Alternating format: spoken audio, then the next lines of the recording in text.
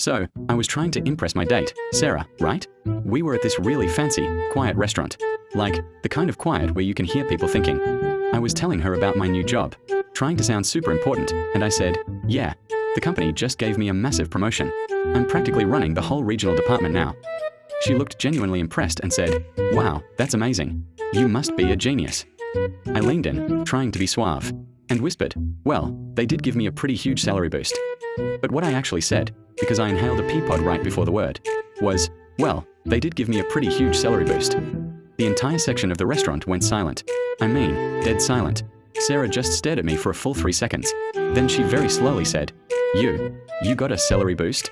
Like, for a health initiative? Did they just give you a cart of vegetables? I tried to fix it immediately, panicking. No, I meant salary. Money, not the crunchy green stuff. I choked a bit. But she was already cracking up, trying to cover her mouth. Wait, is your new title Regional Manager of Fiber Content? Are you the crunch director now?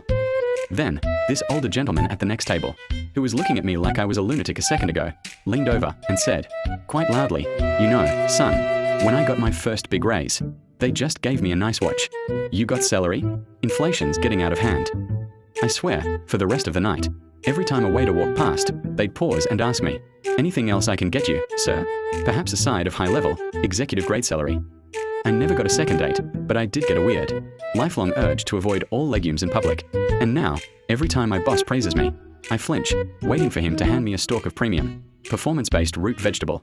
So yeah, that's how I went from rising corporate star to the guy who got paid in salad ingredients, in front of a dozen strangers. It was a career highlight.